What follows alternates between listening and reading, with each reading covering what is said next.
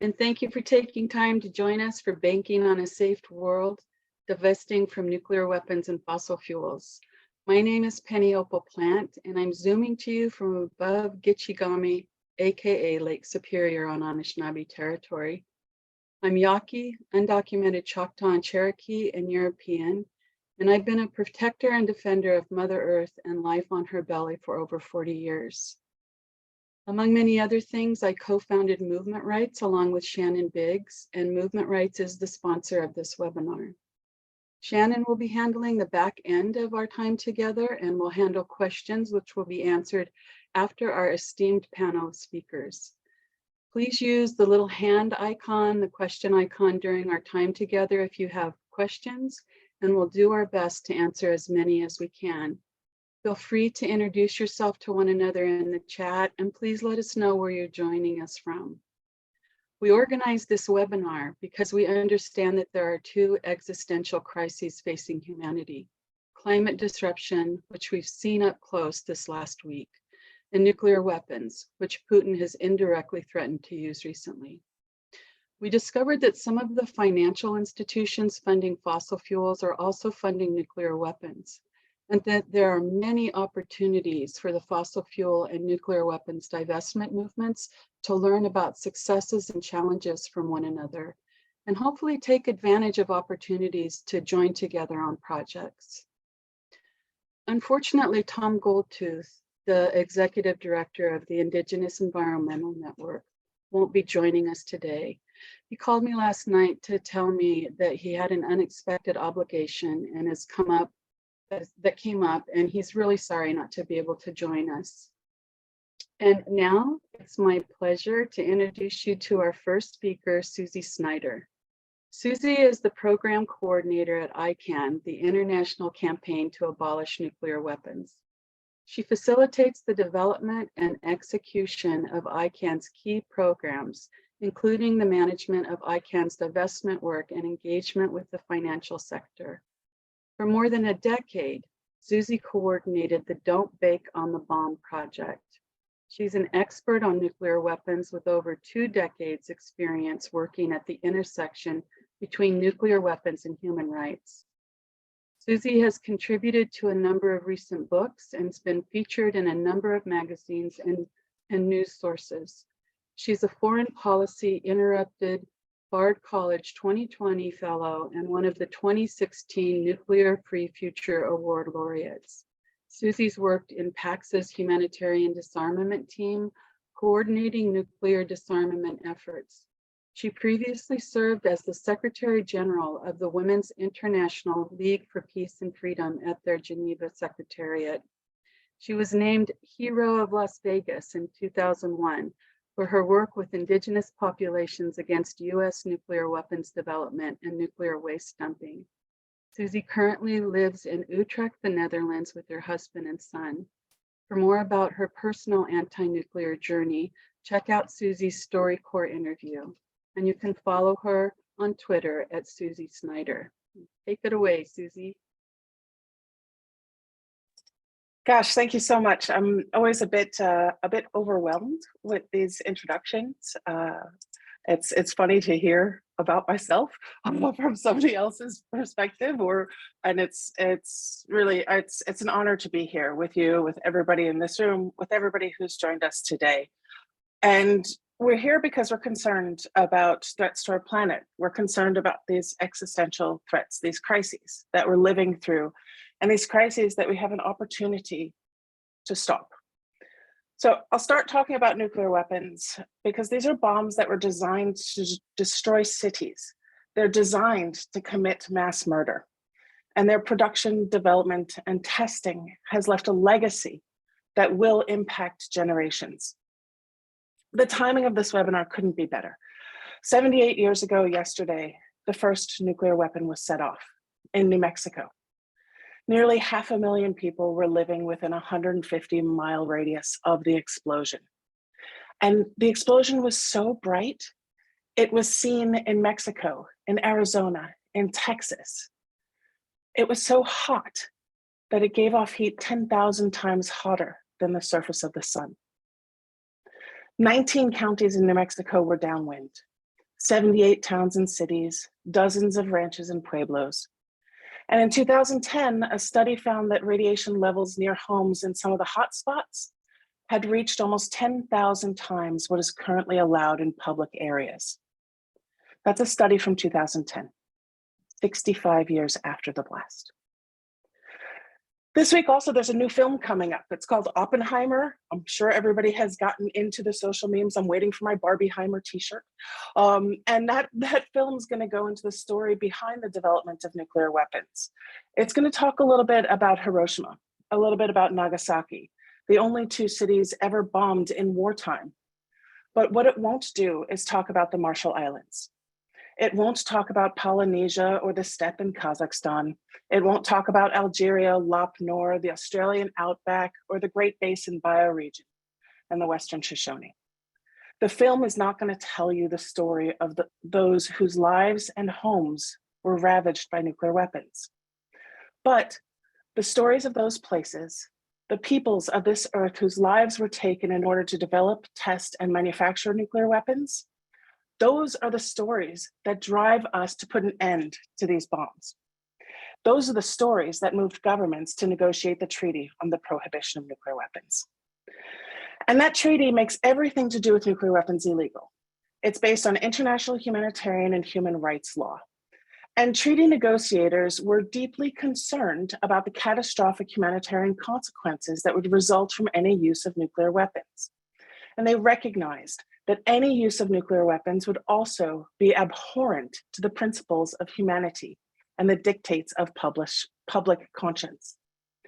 So they made everything to do with nuclear weapons illegal. You can't develop, test, produce, or manufacture these instruments of mass murder.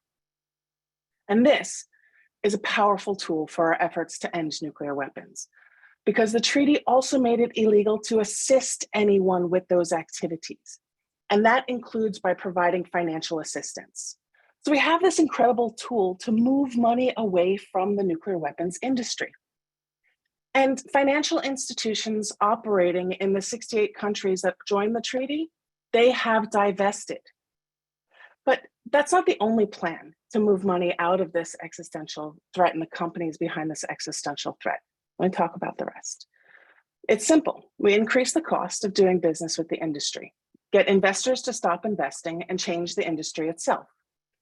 And we need to convince those who want to keep nuclear weapons, those who have the vested interest in keeping these bombs around, that they're no longer valuable, that they cost more than they are worth.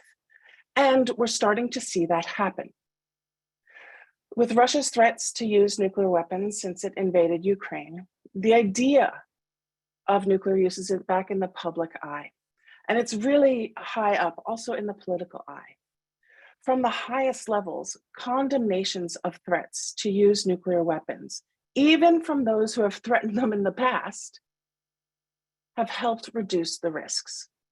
And they've shifted the calculus on the value of these weapons of mass destruction, because there's no long-term gain from a weapon designed to kill everything on Earth. This has also helped us to pressure investors to stop investing. And that's step 2, get them to quit the business.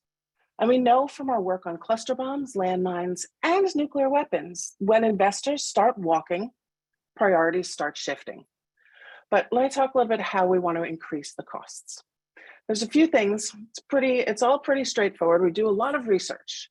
We work with investors and investor groups. We use the law, international law as well as national laws. We use local legislation, and all of this to put pressure on the bottom line. Because the research is a starting point, and without good research, without clear, accurate, and timely evidence, it's hard to act. It's hard to do what we need to do. It's hard to be convincing, because we have the stories, but we need to back it up with the facts. And I always do this research at the global level. And so what you find on Don't Bank of the Bomb are the companies with contracts for building nuclear weapons, those who invest in them, and those who have chosen not to invest. Banks and financial institutions, they hire companies like Moody's or Sustainalytics to provide lists of companies involved in nuclear weapon production. Who do those companies go to for their lists? they check with us because we work hard on this. We publish this information.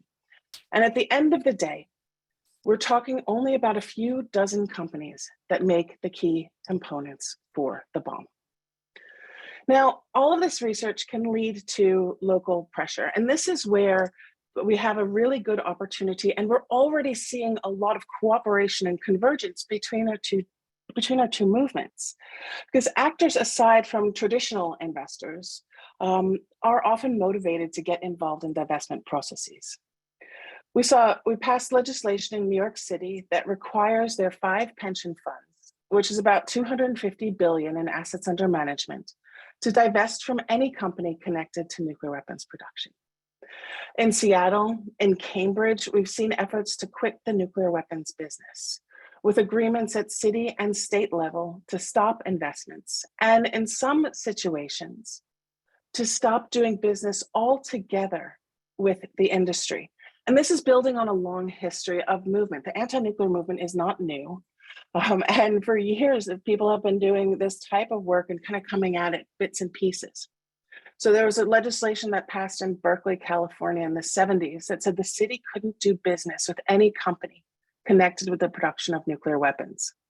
And that stopped the city of Berkeley from buying IBM computers in the 80s. It was very powerful, and it's a powerful tool that we have. And we already have colleagues in communities making the links between nuclear weapons and climate change and putting these together into local action for change. Now, this helps get investors to stop. And since the project that I've been involved with began, the number of investors that have excluded nuclear weapon producers from their portfolios has tripled. So we see major funds in Norway, Switzerland, Ireland, and Denmark that have all actively divested and said very clearly it was because of nuclear weapons. In a report I published last year, I found 101 policies that talked about nuclear weapons and financial pressure as a way to reduce reliance on nuclear weapons to help disarm countries. 8 of those specifically mentioned the Treaty on the Prohibition of Nuclear Weapons, and all of them from countries that had not signed the treaty. And we've also seen an increase in policies that refer to the UN Guiding Principles on Business and Human Rights, the mandate to seek or prevent or mitigate adverse human rights impacts that are linked to operations, products, or services that are financed. And it's because of this work, drawing attention to environmental, human rights impacts of climate change, of nuclear weapons, that we can apply these principles. And there's a growing understanding the financial sector has an obligation to prevent harm, as well as a responsibility to contribute to remedy. Polluters need to pay, and so do profiteers. And companies do change. So in the last couple of years, we've seen, because of rising ESG pressures, because of public divestment announcements, that companies like AECOM and Serco got out of the nuclear weapons business. And these are infrastructure companies. They're not weapons manufacturers. And this is where we have another opportunity, because it's companies like Honeywell, Jacobs Engineering that are building major infrastructure projects around the world, including those necessary for climate change mitigation. And it's in our interest, I think, to encourage lenders to put a rider in their loans demanding a halt to nuclear weapons materials production in exchange for financing these renewable technology products, and to cooperate with each other as we encourage lenders to do so. And I'll close off with the lenders, right? The top 5 investors overall, when you consider stocks and bonds, they're your usual suspects. It's Vanguard, it's State Street, it's BlackRock. But when we look at the banks that do the lending, we find Bank of America, Citigroup, JP Morgan, Wells Fargo, and Mizuho Financial. And they have leverage in what they can exclude from financing. In fact, policies in some banks like Deutsche Bank or HSBC restrict lending only to projects that do not risk violation of international humanitarian law. So there's another opportunity for us to cooperate with one another in reaching these lenders and demanding they don't finance the projects and the companies that contribute to existential risk.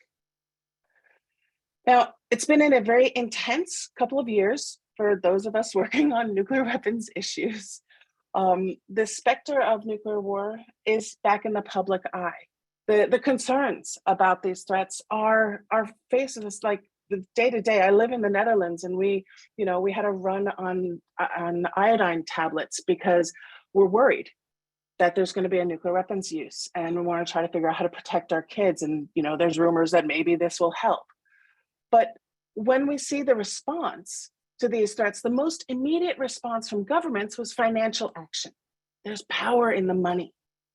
And sanctions and restrictions didn't end the crisis in Ukraine, but they certainly contributed to Putin walking back nuclear threats.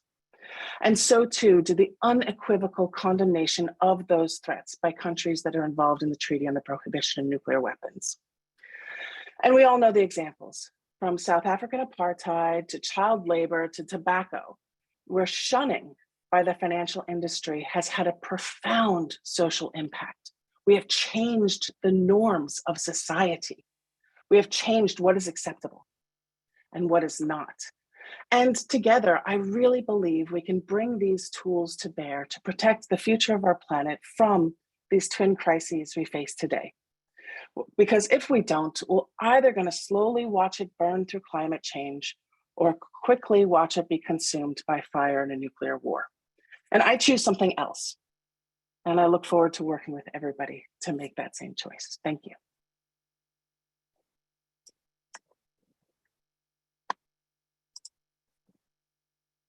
Thank you so much, Susie. What a great education you're giving all of us. A lot to think about. Our next esteemed panelists, I'm very happy to introduce to you Zapora Berman, who's the International Program Director at Stand.Earth and Chair of the Fossil Fuel Non-Proliferation Treaty Initiative. She's been designing environmental campaigns and working on environmental policy in Canada and beyond for over 30 years. She's the former co-director of Greenpeace International's Global Climate and Energy Program and the co-founder of Forest Ethics, which is now Stand.Earth. In 2019, Zapora received the Climate Breakthrough Project Award, which included $2 million to create breakthrough global strategies on climate change. In 2016, she was appointed by the Premier of Alberta to co-chair the Oil Sands Advisory Working Group, tasked with creating policy recommendations on how to implement the climate plan, address cumulative impacts of the oil sands, and recommendations on meeting Canada's climate targets between 2030 and 2050. In 2016, she was listed as one of the 35 most influential women in British Columbia by BC Business Magazine and awarded the Brescia University College Activist Award. Her first book, This Crazy Time, Living Our Environmental Challenge, was published by NUF in Canada. She has also published opinion pieces in the Globe and Mail, the National Observer, the Guardian, and the Financial Times. She speaks widely on the net zero strategies, the oil and gas industry, climate policy, and the need for the Fossil Fuel Non-Proliferation Treaty. In 2021, she was arrested for blockading the logging of 1,000-year-old trees in Fairy Creek on Vancouver Island, and she gave a widely viewed TED Talk presenting the case for a global treaty to phase out fossil fuels. You can find her on Twitter at Zapora. Thank you so much. Looking forward to hearing you. Take it away, Zapora. Thank you so much, Penny. And Shannon, it's really an honor to be here with all of you. I'm speaking to you today from the unceded territories of the Homoko, the Tla'amin, and the Klahoose First Nations on the west coast of Canada, on Cortes Island. You know, I was thinking this morning about the parallels that we're going to talk about today and all the tremendous success that Susie, you and others have had in the nuclear weapons movement. And for a number of years now, I've been really inspired by the work of the nuclear weapons divestment campaigns and also the campaigns for both treaties on nuclear non-proliferation. And we spent a long time in a couple of years really studying what you did at ICANN and trying to figure out how we could apply it to fossil fuels. And, you know, I think one thing that the fossil fuel divestment got before, in some ways, anyone else in the climate movement was that the moment we're living in right now demands absolutes. For 30 years, climate policy and negotiations, we've been falling into traps set by the fossil fuel industry. Engagement while they deny and delay carbon credit schemes, offsets, investment in carbon capture and storage, more recently, the definitions of net zero, all continued to provide the justification for more and more expansion of fossil fuels, new projects, and new investment.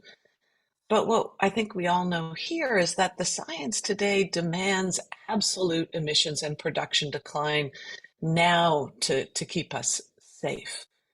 And that issue around safety and security, I also think is what we can learn in the climate movement from the nuclear movement.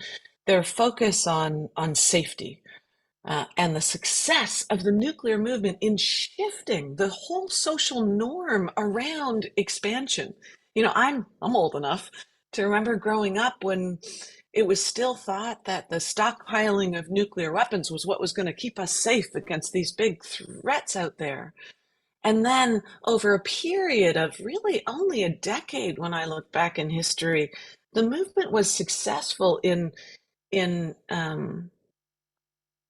calling for divestment, creating the idea of non-proliferation, and organizing cities and states and millions of individuals joining. And in the process of doing that, the nuclear movement flipped that social norm from an idea that expansion is what keeps us safe to a recognition that the stockpiling of nuclear weapons is one of the critical things that threaten our security globally, what threaten our lives. Nuclear weapons and stockpiling became synonymous with weapons of mass destruction. Today, fossil fuels are also weapons of mass destruction. Climate change, you know, it's complicated, and thinking it's complicated keeps us from engaging in it. But it's not actually that complicated. 86% of the emissions that are trapped in our atmosphere that are smothering the earth and causing today the extreme weather, the dramatic rise in floods and wildfires. I'm sitting in Canada where we still have 400 wildfires burning. They've been burning now for over a month. Millions of hectares of forest loss. Tens of thousands of people losing their homes. Why? Because of three things: oil, gas, and coal. These three products are also the leading cause of premature death worldwide. 1 in 5 people today on the planet will die a premature death from the air pollution of fossil fuels alone. Yet we're on track to produce 110% more fossil fuels between now and 2030 than can ever be burned if we want to stay below 1.5 degrees. In fact, we already have enough under construction or on the surface of the planet. If we burned it all today, it would take us past 2 degrees. To save lives today and ensure a stable climate, we need to stop the expansion of production and manage an equitable wind down. So that means no new projects. How do we get there? Especially given today's context. Norway announcing new drilling, Biden, Willow, and more drilling projects, Trudeau, LNG projects, and still expansion of tar sands pipelines. Divestment, opposition to projects on the front lines. And we think, many of us think, using all these lessons we can use from the nuclear movement and calling for a fossil fuel non-proliferation treaty to complement the Paris Agreement is how we get there. So at Stand.Earth, we're working on both. We've been growing a very powerful climate finance team that's now managing the global divestment database, helping to lead the banks campaigns like Citi and RBC to divest, and coordinating the North Americans pensions network. And Stand.Earth has also been incubating the global fossil fuel non-proliferation treaty as it grew over the last 3 years, and is now one of hundreds of core partners around the world who are working on the fossil fuel non-proliferation treaty. So I want to give you a little preview, a little sense of where I think we're going and the success that we're seeing in both of those movements. See if I can do this right. Okay. Can you see that? Got a thumbs up, Shannon? Awesome.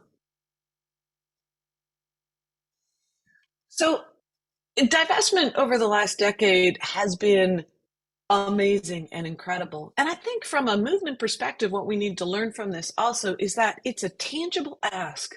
There's a lot of people worried out there around the world, and they have other jobs to go to and kids' lunchboxes to fill. And what the divestment movement has been awesome at is really focusing people on what you can do and providing tangible targets, providing the information that we all need to engage, whether you have 15 minutes a day or whether you have hours a day. We can all do something, and we've seen that tangible focus, that clear call to action result in incredible growth. The divestmentdatabase.org, you can track it there, get all the information you need. $40 trillion in the last 11 years in divestment. That's absolutely incredible. 1,591 institutions that have already divested. So from 2012 to 2023, this incredible growth in the number of institutions who are divesting. And the clarity of the call that this moment in history requires us to take a stand, to stop funding what's killing us and start valuing life in all of its forms, to put all of our collective effort, our financial power, our political power, our mental power into building the world that we want. And people are taking up that call. Institutions from 68 countries have now committed to divest from fossil fuels. On pensions, the growth just in the last couple of years in the United States of the climate safe pensions network, and again, learning from the nuclear movement, this frame around safety, around security. The industry wants to make it more complicated. They want to make fossil fuels invisible in this conversation, and it isn't that complicated. We have to take back that language in the fossil fuel movement, in the climate movement, around safety, around security, recognizing that no expansion is safe.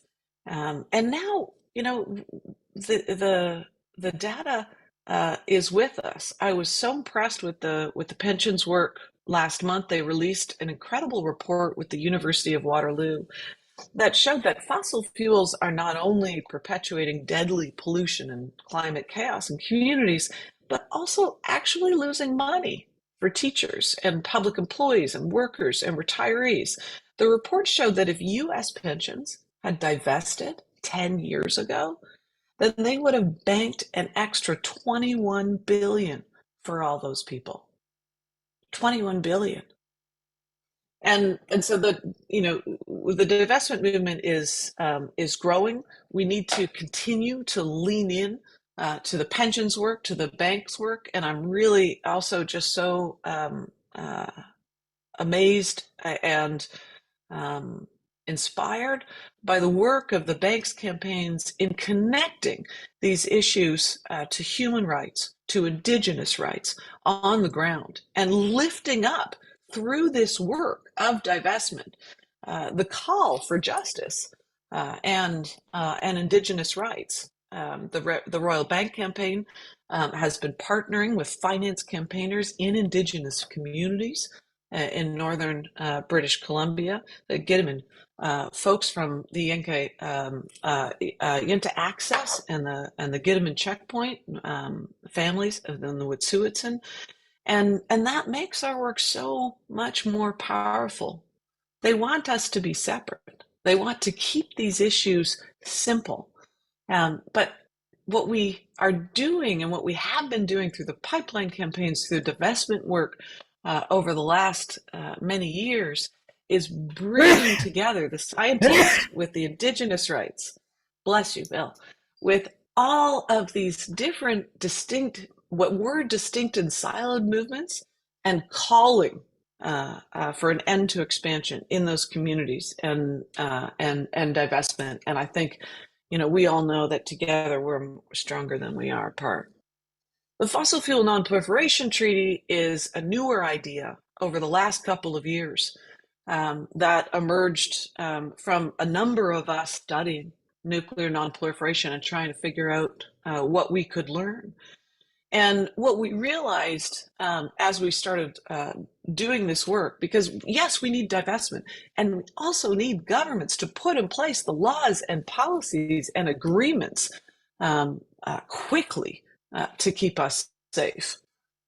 Many of you, I'm sure, on this webinar know that the fossil fuel industry has been incredibly successful in the international negotiations in keeping themselves invisible. The Paris Agreement doesn't even include the words oil, gas, coal, or fossil fuels. It is an incredibly important agreement. It doesn't have within it a work plan to stop the expansion and help countries cooperate to wind down fossil fuels. So the idea of the treaty, literally based on nuclear non-proliferation, is the first pillar is non-proliferation. Let's stop the expansion. What are the different areas of cooperation and negotiation that are going to be necessary in order to stop the expansion? Because for some wealthy countries like Canada and the US, Norway, Australia, UK, that's possible today without having massive and significant disruption in the economy and in people's lives. It is possible today.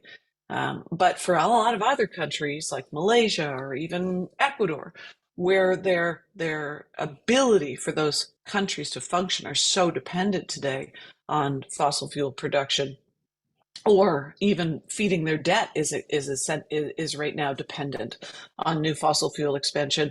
We need international cooperation. We can't expect all countries to do this on their own, especially once we start laying in the essential idea of justice and equity. The second pillar is a fair phase out. So who gets to produce what fossil fuels on this planet when we have a shrinking global carbon budget? And for how long? So if we stop expansion, does everyone just get to continue producing until the fields are done?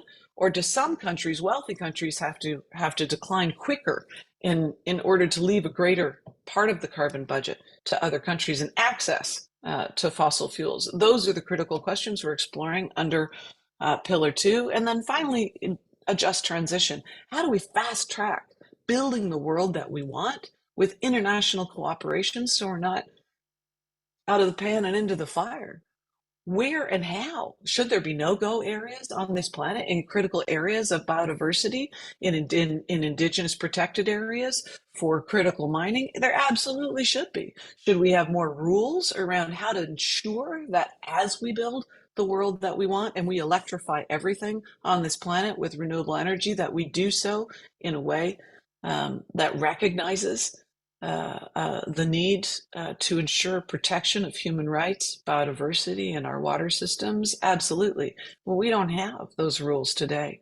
So at the Fossil Fuel Non-Proliferation Treaty, we're working with academics and diplomats and lawyers around the world to start to understand what the barriers are to stopping proliferation of fossil fuels and how to manage them in cooperation.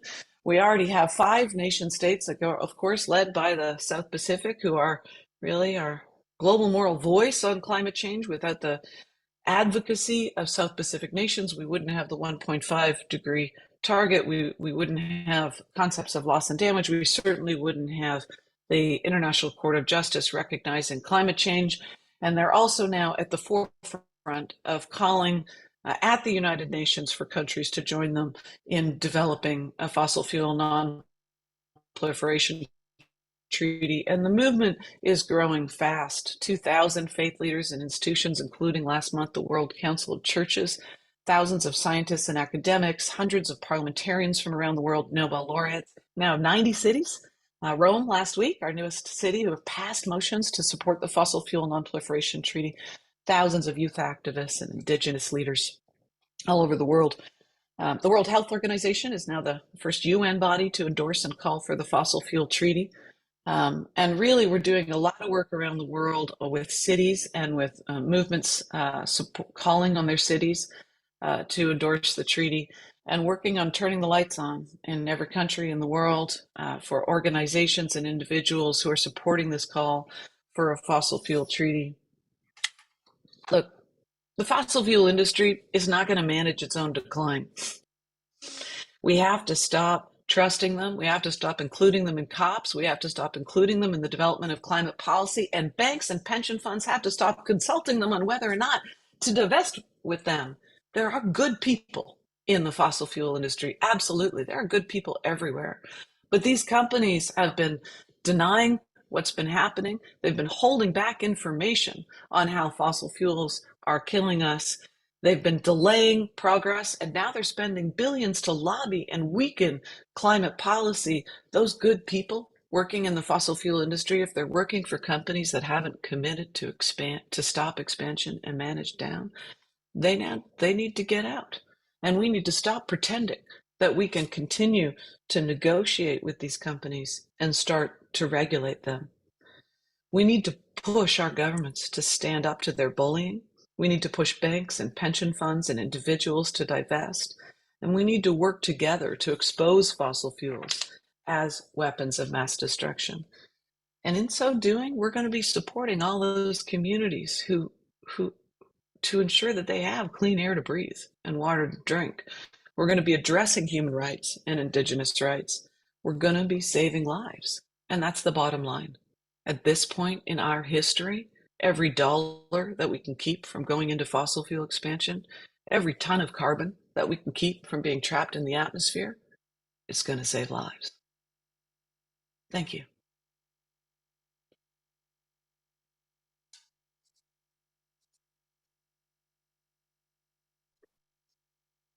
So powerful, Zapora. Thank you so much. It's really a lot of amazing information.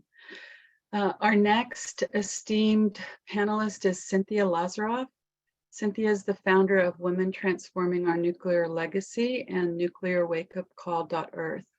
She's an award-winning documentary filmmaker and author of Dawn of a New Armageddon, a personal account of the Hawaii missile scare amidst escalating nuclear dangers, published in the Bulletin of Atomic Scientists on Hiroshima Day. Cynthia is dedicated to catalyzing efforts in US-Russia relations to reduce the nuclear risk and to working with people in Russia and all countries to move toward a world without nuclear weapons. She's been engaged in Track 2 citizen diplomacy and mediation efforts with Russia, and has founded groundbreaking US-Russia exchange initiatives since the early 1980s. In 2021, Cynthia co-founded the American-Russian Women's Dialogue and Peace-Building Initiative to reduce tensions and advance cooperation in the movement for nuclear disarmament. She's organizing the Bering Strait for Peace with indigenous peoples to gather together in the Bering Strait, where the border between the US and Russia, the two countries that now possess over 90% of the world's nuclear weapons, is less than 3 miles apart. In 2022, Cynthia received the Women Waging Peace Award from the Nuclear Peace Foundation and a Games for Change Impact Fellowship for the virtual reality documentary On the Morning You Wake. She currently serves on the boards of the Nuclear Age Peace Foundation and the American Committee for US-Russia Accord. Cynthia is one of the 9 Americans profiled in the critically acclaimed book, Citizen Diplomats, Pathfinders in Soviet-American Relations and How You Can Join Them. She is a magna cum laude graduate in politics and Russian studies from Princeton University, and you can find her on Twitter at Cynthia Lazarov. Thank you so much for joining us, Cynthia. I'm looking forward to hearing what you have to say. Take it away.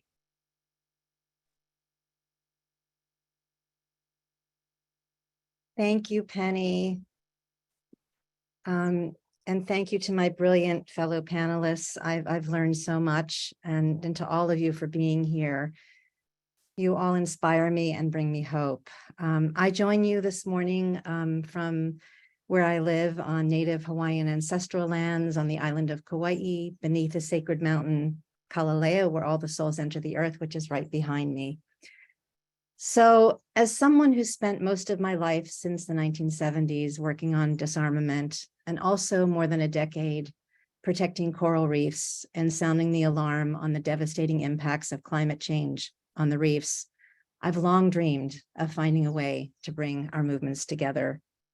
So to have arrived in this moment with all of you, where we're talking about aligning our movements around divestment, really feels like an answer to a prayer for me. Truly, and I'm so honored and grateful to be here.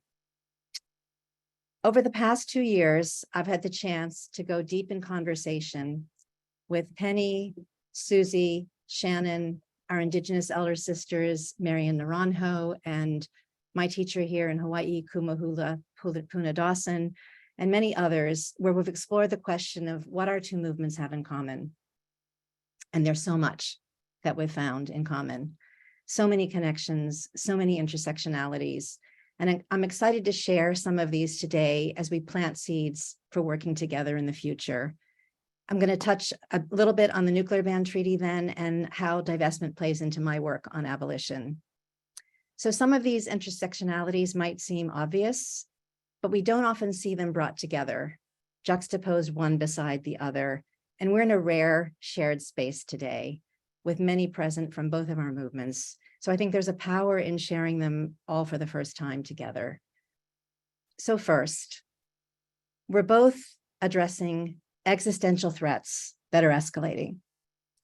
Just as we find ourselves in this summer of the hottest hellish temperatures on record and witness an acceleration of climate chaos burning, flooding, and ravaging our planet, we also find ourselves in a perilous moment where the risk of escalation to a potentially civilization-ending nuclear confrontation is greater than at any time since the end of the Cold War, and some nuclear experts say even greater than during the Cuban Missile Crisis.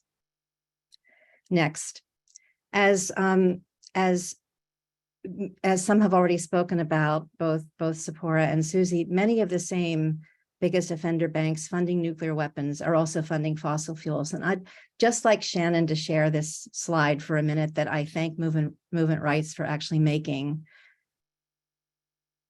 Because when we look at this actual list and we see the two banks, see that the same biggest offender banks are funding nuclear weapons, fossil fuels, and we take that in, for me, seeing that for the first time was incredibly a big wake-up call for me. Maybe it shouldn't have been a surprise, but I thought, my God, we have to find a way to come together around this. And so I'm just, again, so grateful that we're here looking at this together. But look at the same biggest offender banks in both columns.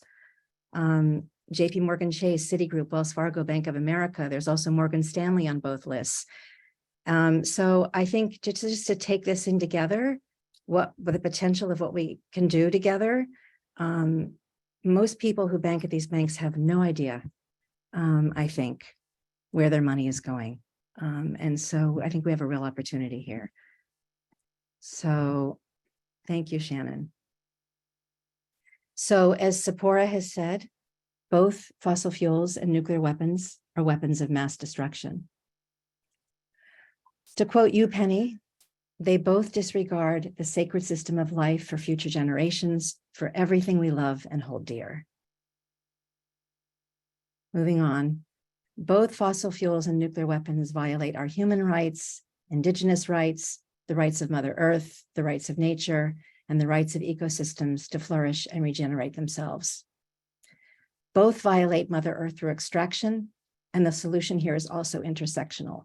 Both fossil fuels and uranium, the source for plutonium to make nuclear weapons, just need to stay where they belong. We need to keep them in the ground.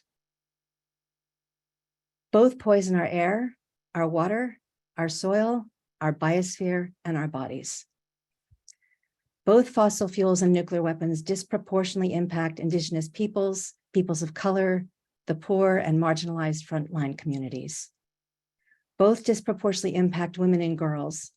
According to UN Women, women and girls experience the greatest impacts of climate change, which amplifies existing gender inequalities and poses unique threats to their livelihoods, their health, and safety. In the case of nuclear weapons, the best data set we have for long-term impacts of radiation on humans is from the US government, who began collecting data after the bombings of Hiroshima and Nagasaki on the impacts of radiation on the Hibakusha, the survivors. Biological researcher Mary Olson published a study analyzing the data, and it shows for every 2 men who develop cancer through exposure to ionizing radiation, 3 women will get the disease. And the percentages are even higher for the most vulnerable population, which is children from birth to age 5. For every boy in this age group who develops cancer, 2 girls will get the disease.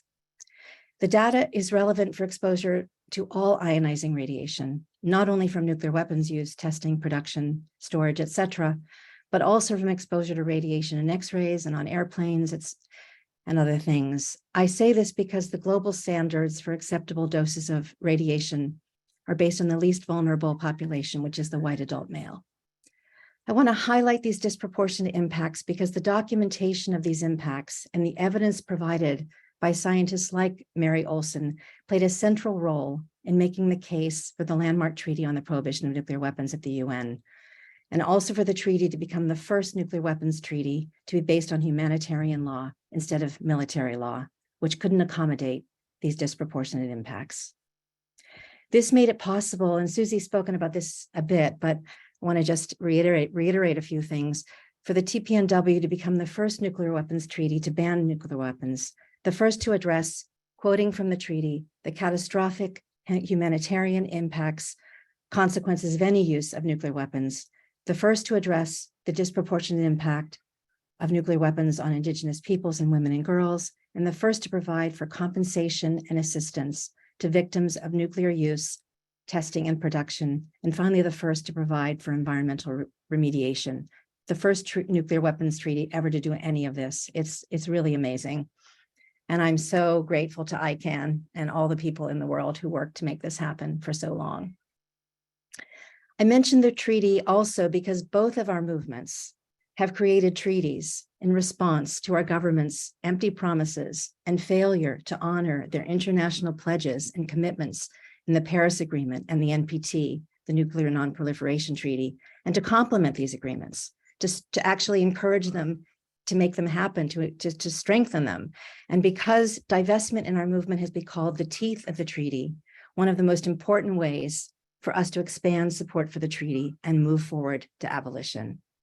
So this is where divestment plays into my work, which is first focused on awakening people to the nuclear threat. But as we know, awakening isn't enough. The goal is awakening to action. So many people feel disempowered about nuclear weapons, that they're too big, that there's nothing we can do, that we have no agency, that we have to leave it all up to the governments.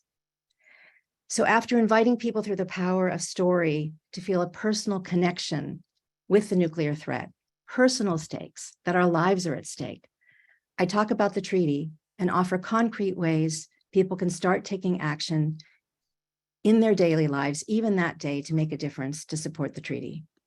And I direct them to ICANN's campaigns.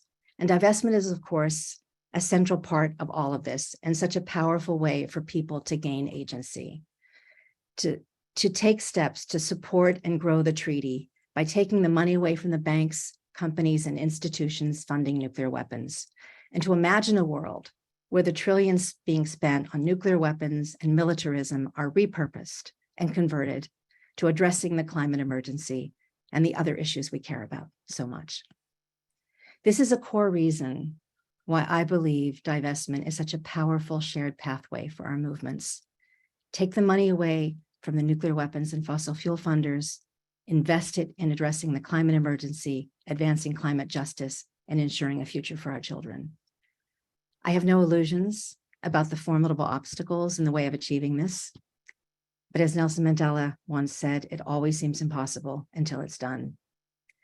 Tzeporah tweeted last week, "We need to end fossil fuels before it's too late." In the abolition movement, we say the same thing. We need to end nuclear weapons before they end us. Ambassador Tito of Kiribati has said that the struggle for nuclear disarmament is the greatest love story to save humanity. I would say that ending fossil fuels is also the greatest love story to save humanity, because our work is really about love, about saving all we love and hold dear. Penny says, in order to save everything we love, we all need to go there together. So let's go there and write this new story together, the greatest love story ever told, while there's still time. Thank you.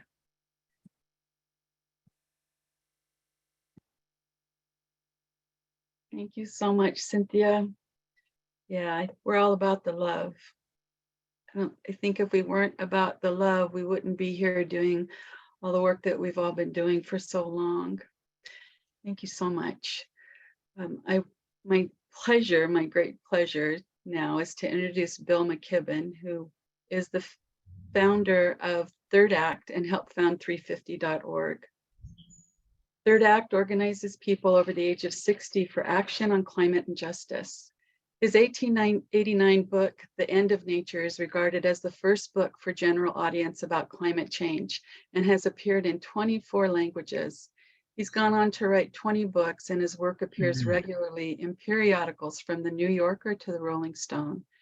He serves as the Schumann Distinguished Scholar in Environmental Studies at Middlebury College, as a fellow of the American Academy of Arts and Sciences, and he's won the Gandhi Peace Prize, as well as honorary degrees from 20 colleges and universities. He was awarded the Right Livelihood Award, sometimes called the Alternative Nobel, in the Swedish Parliament. Foreign Policy named him to its inaugural list of the world's 100 most important global thinkers. He helped found the 350.org, the first global grassroots climate campaign, which has organized protests on every continent, including Antarctica, for climate action. He played a leading role in launching the opposition to big oil pipeline projects like Keystone XL and the fossil fuel divestment campaign, which has become the biggest anti-corporate campaign in history, with endowments worth more than $400 trillion stepping back from oil, gas, and coal. He stepped down as board chair of 350 in 2015 and left the board and stepped down from his volunteer role as senior advisor in 2020, accepting emeritus status. He lives in the mountains above Lake Champlain with his wife, the writer Sue Halpern, where he spends as much time as possible outdoors. In 2014, biologists credited his career by naming a new species of woodland gnat, and I'm going to brutalize this, Megaphilaumidia McKibbeni, in his honor, and I'm just going to call that the McKibbeni. You can find Bill on Twitter at Bill McKibben, and thank you for joining us, Bill, and oops, just dropped something, and welcome. Penny, old friend, what a pleasure to get to be with you. Thank you for the invitation, and Zapora, who's another old friend and now new friends too. And Shannon, of course. This is actually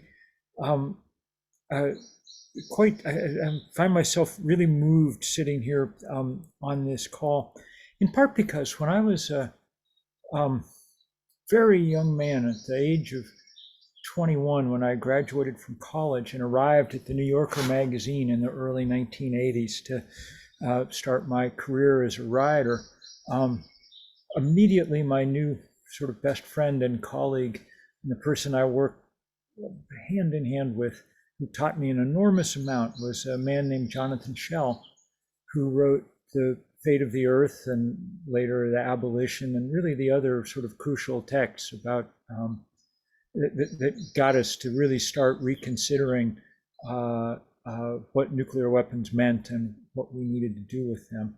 And a decade later, when I wrote The End of Nature, he and I used to sort of joke that we'd taken on the sort of twin crises of the time from adjoining offices. He was a much the greater writer and a remarkable man. And his understanding that these were unthinkable weapons, and at this point also useless weapons, even for the things in which they'd originally been intended, were quite remarkable. And so I've thought a lot over the years about the parallels between these things, because there are deep parallels and a couple of instructive and interesting differences that we should have in our minds as we think about how to tackle them. The parallels are most important, and basically both of these things, climate change and nuclear weapons, represent human beings becoming too large in relationship to the world around them. I mean, it was, of course, Oppenheimer watching the first explosion at Alamogordo that turned to the Hindu scriptures for, to sum it up, said, we are, quoting from the Gita, we are become as gods, destroyers of worlds. And the good thing, if there was a good thing about nuclear weapons, was that they were, that their power was so obvious, especially tragically post Hiroshima and Nagasaki, and those mushroom clouds so embedded in our imagination that it was possible for us to conceive of the fact that their use would truly destroy everything. And so far, we've managed to avoid repeating that. And that is an extraordinary victory for people who have campaigned long and hard, that human beings have not made use of a technology that they had recourse to. Nuclear weapons is remarkable. It's not obviously one to take for granted, because at any moment that could change, and the change would be enormous. The explosion of 1 billion pistons inside 1 billion cylinders every minute of every hour of every day didn't imprint itself on the human imagination in the same way. It wasn't possible for us to quite understand how that could produce change on the same scale. And yet it has. We live on a world right now where it's managed to drive the temperature of the planet up 1.5 degrees Celsius. Our poles are melting, our seas are rising. This is the largest thing that humans have ever done by orders of magnitude. And it's a failure of our imagination, above all, I think, that's prevented us from grappling with that. A failure of imagination that may now be disappearing because the evidence of what happens when you burn fossil fuel is so dramatic, and that it's beginning to impinge upon us. I always keep in my mind, when I think about the parallels between these two things, the fact that the extra heat that we trap near the planet's surface because of the carbon we've put into the atmosphere, that extra heat is the heat equivalent every single day of about 400,000 Hiroshima-sized explosions. And when you think about it in those units, you get a better sense of how we've been able to do the damage we've done and how related these things are in that sense. The difference between them is instructive too, which is that fossil fuel actually had a serious use on our planet. It did good. It produced modernity. And really, I think we can go beyond fossil fuel use just to say that combustion had a good use on our planet. We've been burning stuff for 700,000 years. We were able cook our food. So we got the big brain. We were able to move north and south from the equator. The anthropologists think that combustion let us because we'd stood around the campfire so many nights, develop the sort of social bonds that mark our species. When we learned to control the combustion of coal and oil and gas, then we produced modernity. But now, as Tzeporah has very eloquently pointed out, we're at the point where the costs of that combustion deeply outweigh the benefits. There's the existential climate crisis. There's the 1 death in 5 on this planet that comes from breathing the particulates that combustion produces. And there's the fact, and this is another place where we see the close relation between these things, there's the fact that as long as you depend on fuel sources that are controlled just by a few people, those few people end up with way more power than they should have, and they're liable to use it badly. I mean, in my country, our biggest oil and gas barons were the Koch brothers, and they took their winnings and used them to degrade and deform our democracy. It's no accident, I think, that in Europe right now, Vladimir Putin is the biggest oil and gas baron that there is, and he's using his winnings to not only launch a land war in Europe in the 21st century, but in defense of that insane project, he's threatening the use of nuclear weapons. It would be extremely nice to end combustion, so among other things, we didn't have Vladimir Putin's in this world anymore. And we can actually end combustion now because the engineers have done a tremendous job, and they've figured out what we can do instead. They've, over the last 10 years, dropped the price of solar power and wind power, which is just another form of solar power, by about 90%. We live on a planet in which the cheapest way to produce energy and to get all the benefits that energy provides is not to burn coal or oil or gas, but to point a sheet of glass at the sun. We're in a position to outsource combustion 93 million miles away to the sun, which is a nice, safe distance. In fact, if you think about it, the sun is a large nuclear reactor at a very safe distance, and hence a great source of our energy. I'm sometimes a Methodist Sunday school teacher, so I try to say it'll be nice when we have energy from heaven rather than energy from hell. So the question about how to get there is really key, and this link between money and the expansion of these industries is very important. And I'll just offer a couple of lessons from the fossil fuel divestment campaign, just as Susie has so ably from the nuclear weapons work. When Naomi Klein and I dreamed up this fossil fuel divestment campaign in 2012, so 11 years ago, we had no idea that it would reach the scale that it has. But the reason, there were two things that I think intuitively seemed obvious to me. One was that the fossil fuel companies had become rogue companies at this point. Their business plans called for the destruction of the planet. And so we needed to be able to identify them as that. And just as the last time there had been a real set of rogue companies around apartheid in South Africa, divestment was a kind of obvious tool to take. The first person talked to really was Archbishop Tutu, who had spearheaded a lot of that campaign. And he said, please take this tactic and use it.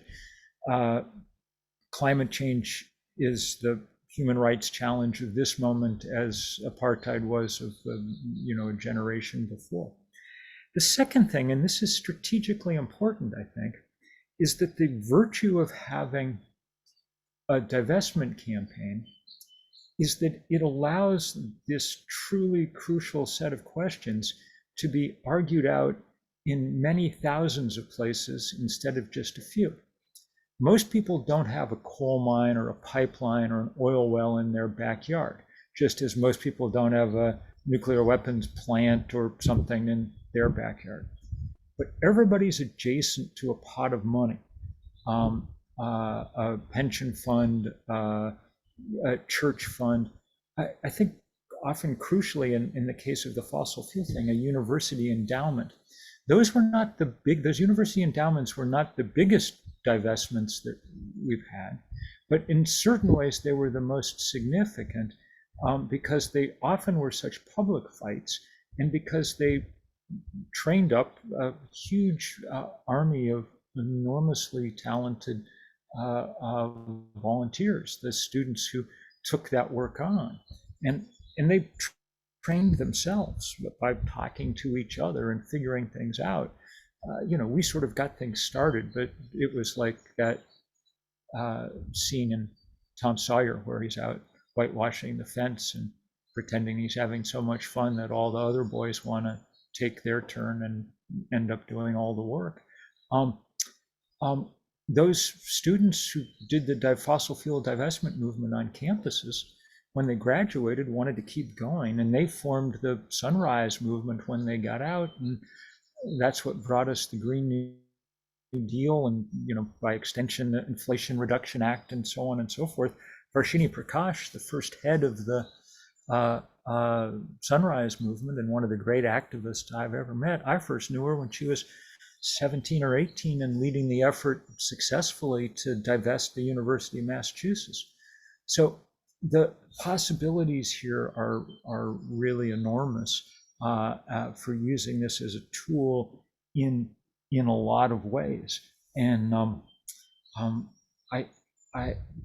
I hope that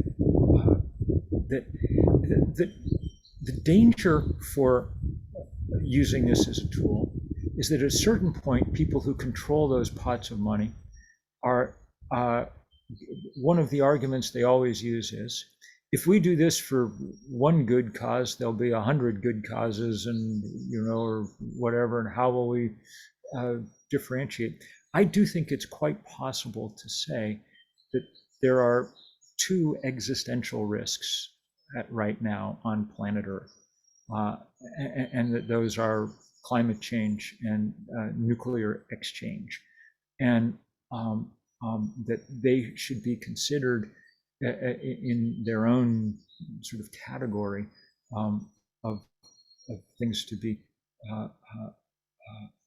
that they deserve to be thought of in particular ways and in the company of each other in that sense. So there I will end, just to say enormous thanks to everybody, especially to Penny, and greetings here from rain-soaked Vermont in Abenaki country. We're the people who have worked to prevent nuclear weapons from going off have done a much better job than those of us working to prevent the carbon bombs from going off, because they've been exploding regularly. And thank God today there's no nuclear smoke in the air. But man, if you could see out the window here right now, I can't hardly see 300 yards because the smoke from those wildfires is filling everything. So we've got a lot of work and a lot to learn from the good work that y'all have done, and many, many thanks for educating us all. Thank you so much, Bill. What an amazing panel of wonderful protectors and defenders of this sacred system of life. It's such an exciting time to be alive, because we all have such huge responsibilities, and bringing all of our gifts and our joy and our talents and our intelligence to these two movements is literally going to save the world for all the babies to come. I mean, it's powerful to be alive right now.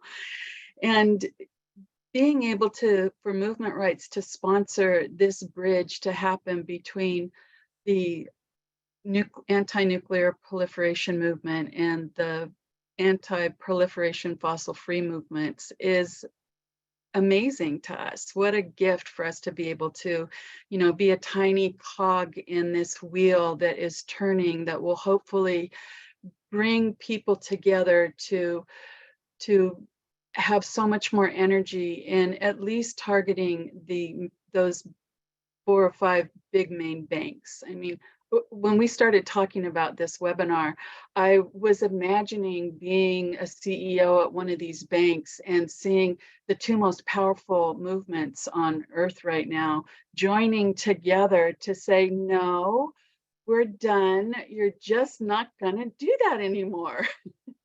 And so I really hope that this time together will plant these seeds that will flourish and grow, and be able to make greater strides than what we can even imagine right now.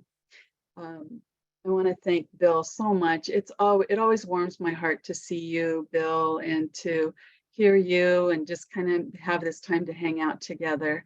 We're going to go to questions and answers in a minute, but for those that arrived a little bit late, I just want to say that Tom Goldtooth got a hold of me last night. He's the executive director of the Indigenous Environmental Network, and he's really sorry an unexpected obligation came up and he couldn't join us today, but he's definitely wanting to see the video when it's done, which will be on YouTube for people to share out widely. Shannon, do you want to take it away with the Q&A part? I'm happy to. Thank you, Penny. And yes, just echoing all of your sentiments. It's an honor to be here with such an esteemed panel of movement leaders who have done so much to save us from and leadership to save humanity, well, really from itself. We have some great questions in the chat that I've been writing down, as well as in the Q&A. And so I'm just gonna ask a few of them until we are out of time. So we just have a couple minutes, but Amy Kozak asked about linking up in New York for the Climate Ambition Summit, these 2 movements. So what are the opportunities there in New York, which is right around the corner, but also beyond? These are, 2 powerful divestment movements, and movements in general, that seems like there's a lot of opportunities. And so I'd like to just open with that question for any and all of the panelists.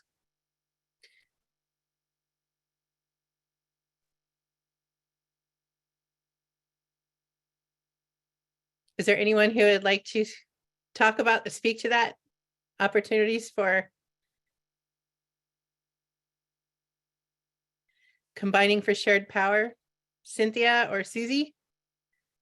Well, I just to add to a bit to what I've said. First of all, I think it's just amazing to see and imagine what we can do together, and see as much as Bill has said, we have things that are different about our movements. There's so much that we have in common, and I think that I would be honored to just, first of all, continue talking and going deeper together, and aligning together and seeing what we can do together. I dream big, that we would do some kind of build toward some kind of collective action and work together along the way, that we spend more time talking, understanding each other, building coalitions, seeing strategically where we can have greatest impact. Are those banks on those 2 lists, for example?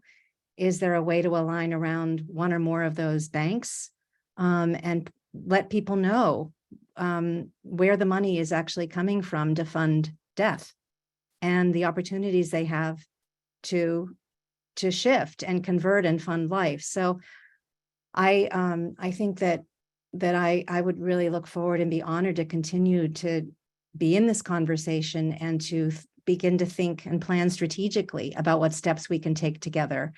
And I'm not familiar with this particular summit in September, but it would be wonderful. It's coming up soon, but it'd be wonderful to join that summit in some way as people from the nuclear space. And Susie, I would love to hear what you have to say about it, but I think we have so much more to learn from you, your successes with universities in particular, and so many other things. And if we can align together, I really think we can be unstoppable. So Shannon, if you don't mind, I will jump in here for a second because, you know, you give me a microphone and I'm in. Anyway, I do think that one of the great things about our work is we're constantly working in coalition, right? So ICANN is a coalition. We're a campaign coalition. We've got more than 600 partners in 103 countries. We've built this together over the years. And as I'm thinking about this March to End Fossil Fuels in New York, I'm thinking, oh, wait, I do know about this. Why do I know about it? Because our New York campaigners are already involved and already connected with this, because we are very much connecting on a person-to-person level.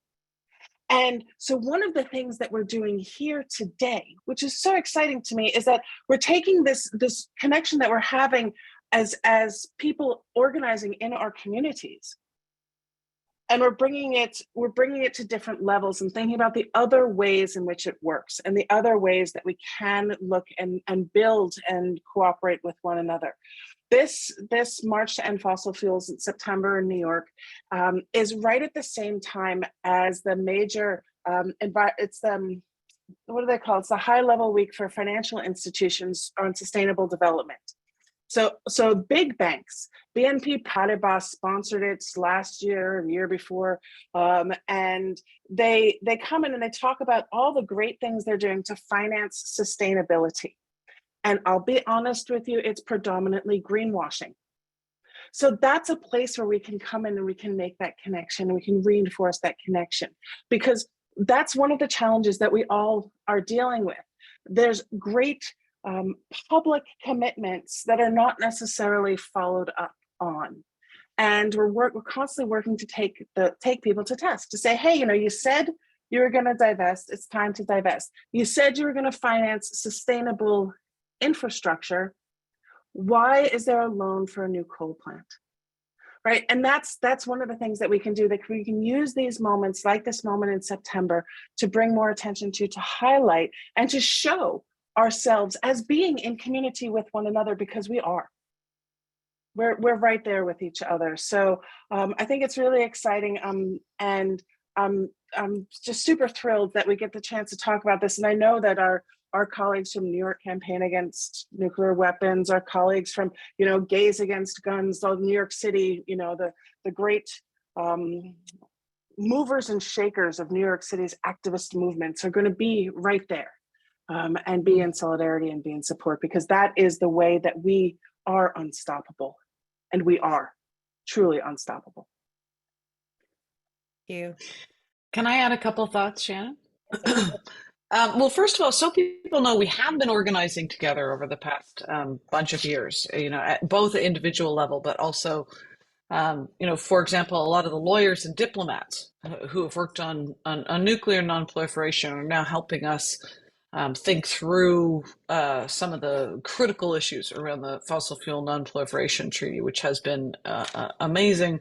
I think there's a lot more that we can do in connecting our movements and organizing, and I'm excited to think about that. I want to connect you both with the climate finance team at Stand.Earth that's leading a bunch of this divestment work now.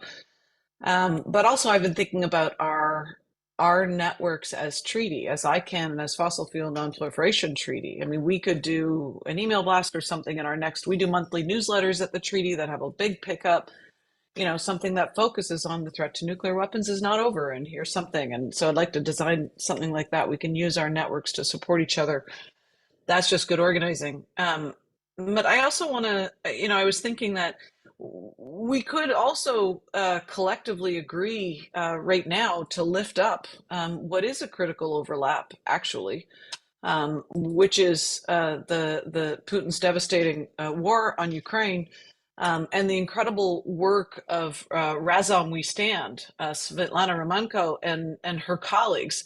For those who don't know, I put a link in the chat here of Razom We Stand, incredible, brave, really brave people, Ukrainians who are organizing fossil fuel divestment of Russia as a way to pull away Putin's power and keep Ukrainians safe and keep the world safe, to remove that power of the petro dictator and to make those connections between how fossil fuels are not only threatening us and certainly, but funding, as Bill said, this kind of concentration of power. So I guess I encourage everybody to look up Razom We Stand and see how we can lean in and support them and use both of the power of all of our different yet connected movement at this moment when people in Ukraine are still fighting for their lives. Yeah, I completely agree with that. And if anybody wants help getting in touch with Svetlana, let me know. She's really fantastic. She's an old colleague of mine from 350 days, and she's now doing some of the best work in the world. And we've gotten to do lots of good stuff with her. We managed to get $250 million through the Defense Production Act last year for this thing we were calling heat pumps for peace and freedom, which was an effort to really support people in Ukraine through this path of building clean energy in Europe so that Putin would have less leverage. I do think it's a good organizing opportunity that the biggest asshole in the entire world right now is waving around both his fossil fuels and his nuclear weapons. And it's a good opportunity since to sort of make the case about just how important this moment is. And sorry for my language. I think you're putting that so succinctly, Bill. I think we all appreciated that. We have just a few minutes left. So I want to just go through. Scott Parkin asks, any thoughts on the recent resurgence of nuclear power in political, mainstream, and left media circles? I think we've answered some of that, but if anybody wants to tag on to that, let me know. Susie or Cynthia? I just want to say the idea that nuclear power, nuclear energy is climate neutral is a lie. So I'll just leave it there.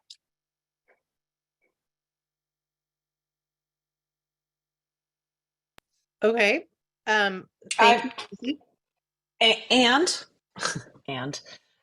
if I could just, I think this moment in history requires us to be courageous with respect, and to have the hard conversations. And I have, in a lot of the places that I've studied, I haven't seen a place where new nuclear power right now could come on as quick and as cheap as renewable energy. So I'm not a big advocate of new nuclear, and we're racing against the clock here on how much carbon gets trapped in our atmosphere. That's the bottom line. So these are difficult questions, and sometimes what's viable in a region is also what's politically viable, and that's where things get really horrible and tricky. And so I'm so with you on proliferation of nuclear weapons. I have to say that I've been avoiding this issue now for 20 years of climate work, and I don't think we would have. I don't think Germany would have been as in such a bad situation and dependent so much on Putin if they hadn't taken those existing nukes offline.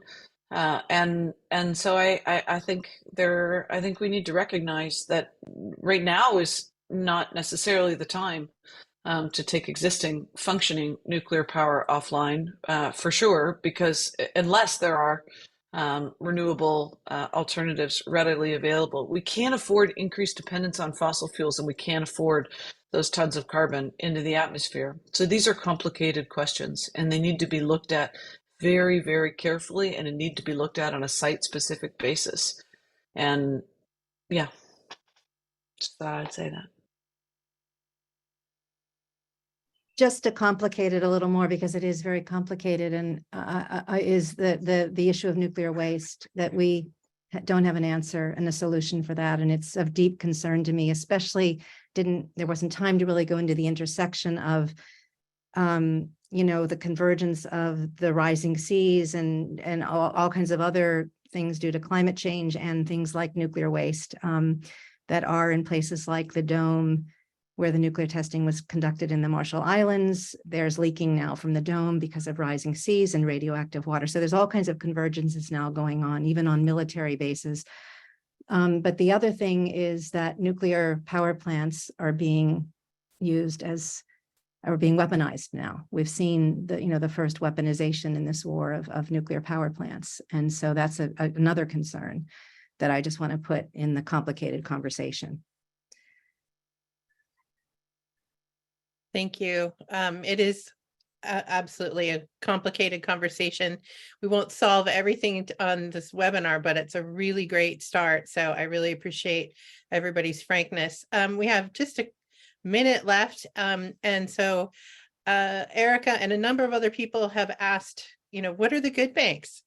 Where should we be putting our money? So if anybody has any thoughts on what individuals can do in terms of banking.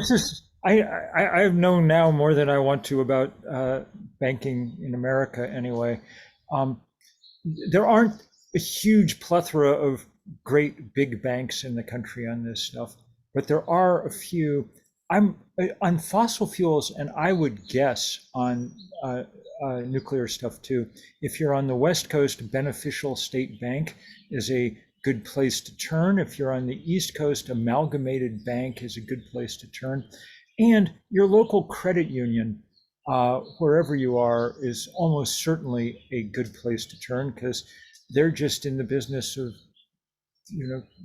taking money and usually putting it to work close to home and whatever else.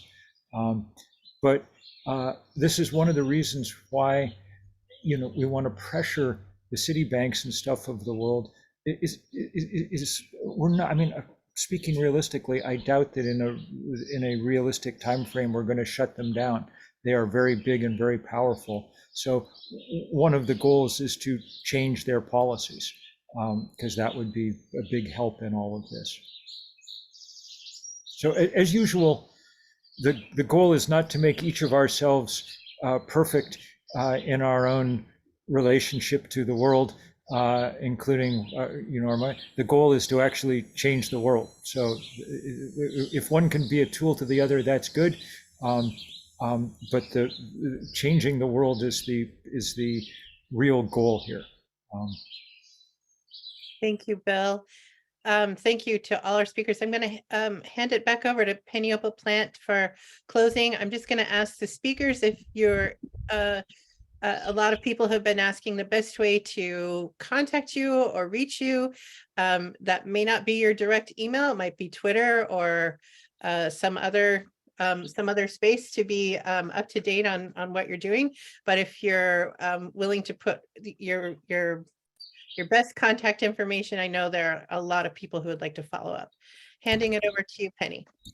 Thank you, Shannon, and thank you again to all of our panelists. What an awesome presentation, sharing of good information. I'm sorry I lost Wi-Fi for quite a bit during the question and answer period, so I'll have to catch up with Shannon on that. I live in the forest now, and sometimes we have no internet, so I'm really grateful that I had it during this time. And I hope that we can all come together again sometime in the future. And to everyone out there watching, thank you so much for joining us, for participating, for doing the work that I know you're all doing, and continuing to do it with good hearts and love for all that you hold dear. And we hope to see you soon. Thank you so much. Penny, thank you so much for bringing us together, and just for imbuing it, as always, with your good, calm spirit. It's always the best fun to get to work with you, and I look forward to the next time. So many thanks for today. You're so welcome. It's always my pleasure. Always my pleasure. Thank you so much, everyone. Big love to all of you watching, because that's what drives us. That's what keeps us inspired. So much love. Have an awesome week. Thank you. Thank you, Penny. Thank you, everyone.